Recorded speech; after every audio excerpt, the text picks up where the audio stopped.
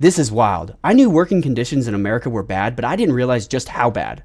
The United States ranks dead last, tied for the worst in the world when it comes to how many hours you need to work just to escape poverty. Think about that. In one of the wealthiest countries on earth, if not the wealthiest, people are working themselves into the ground and still can't make enough to rise above the poverty line. This indicator provided by the OECD, or the Organization for Economic Cooperation and Development, which is an international organization that works to promote policies that improve the economic and social well-being of people worldwide. According to the OECD, the poverty line is defined as 50% of the country's median disposable income. By that measure, Americans must work more hours than almost anyone else just to escape poverty, tied with the Netherlands, Latvia, and Estonia. Notably, Latvia and Estonia were once part of the Soviet Union, yet the US, the world's richest nation, finds itself in the same position. Let that sink in. Meanwhile, in other developed nations, people work fewer hours and still afford housing, healthcare, a decent life, and actually live longer while spending less on their healthcare. If you look at this chart of life expectancy versus amount spent on healthcare services, it shows the dreadful state of America in comparison with every other industrialized nation. Do you think the wealthy elite in corporate America that own the Republican Party care more about the health of America rather than their bottom line? The answer should be obvious. They do not care about the health of Americans or the number of hours needed to escape poverty. They only see one color, their own greed. And let's not forget, wealth concentration is at an all-time high, while tax rates on the ultra-rich are at historic lows after decades of cuts.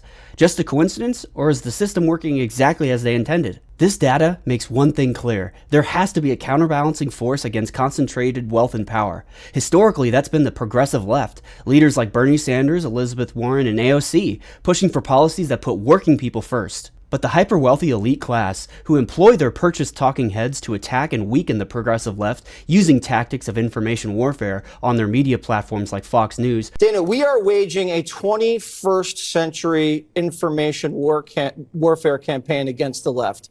Are more cunning than any beast of the field. Many believed Trump and Elon when they said Trump would bring down prices and end the wars, both bald-faced lies. We are living in a time of profound imbalance, where the interests of a wealthy few, figures like the world's richest man, Elon Musk, along with domestic and foreign oligarchs who meddle in American elections, are shaping the lives of the many. If people truly want to reclaim control of their nation, where they vastly outnumber these ultra-rich elites, they must recognize and resist their deceptive tactics, and empower these progressive leaders like Bernie, AOC, and Warren, who, unlike neoliberal politicians like Pelosi or Chuck Schumer, are not bought by corporations or the wealthy elite. Bernie may be considered to be too old to become the next FDR-style president who restores balance to wealth and power, but he remains a crucial force in uniting the people, as he's the only politician whose viewership rivals Trump's. The neoliberal DNC kneecapped him in both 2016 and 2020, and any other progressive Democrat who refuses to be owned by corporations and the wealthy elite can expect the same treatment. Russia interferes in American elections by deliberately suppressing the progressive left. In 2016, they fueled disdain for the neoliberal Democratic candidate Hillary Clinton, weakening progressive voter turnout. And in 2024, they exploited divisions within the pro-Palestine wing of the Democratic Party, fracturing a movement that should have been united against a common threat. Now, Trump is openly pushing for the ethnic cleansing of Palestine, a crisis made possible by these calculated disruptions that weakened the progressive left and propelled him to the White House. Throughout American history, it has always been the progressive left that defeats the far right. FDR's leadership not only crushed Nazism abroad, but also overcame the isolationist pro-fascist America First wing of the Republican Party in the 1930s. When the forces of reaction rise, it is progressivism, not centrism, that pushes them back. Biden's reluctance to fully embrace FDR-style progressivism paved the way for Trump's re-election, the false populist.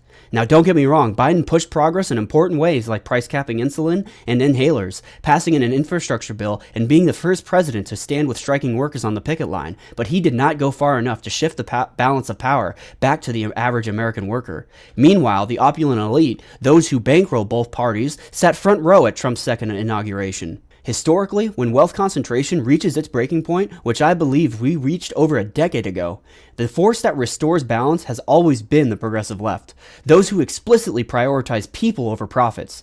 Neoliberal Democrats may resist this truth and continue kneecapping the progressive left like AOC and Bernie, but doing so will only engender and empower the false populists on the right like Trump and Elon. If these neoliberals in power continue to kneecap the progressive left, the far-right concentrated wealth and power like Elon and Trump may cement their grip forever on the reins of American democracy, never to be displaced. Remember, money corrupts both sides of the political spectrum, but only one side has a progressive wing that is untrammeled by the control of the corporate and wealthy elite. It's naive to believe that anyone funded by the wealthy and powerful will ever dismantle the very system that enriches them.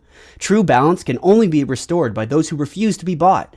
If power is to be returned to the people, it will be the progressive left, those who, like FDR, understood the need to remain, quote, sanely radical enough, end quote, who lead the way. If you enjoyed this video and want to support the channel, don't forget to click the like, subscribe, and alert bells before you go. Your support means a lot, and it also helps promote these progressive messages to the YouTube algorithm, which helps its amplification to reach even more viewers. And as always, stay vigilant, fellow freedom fighters.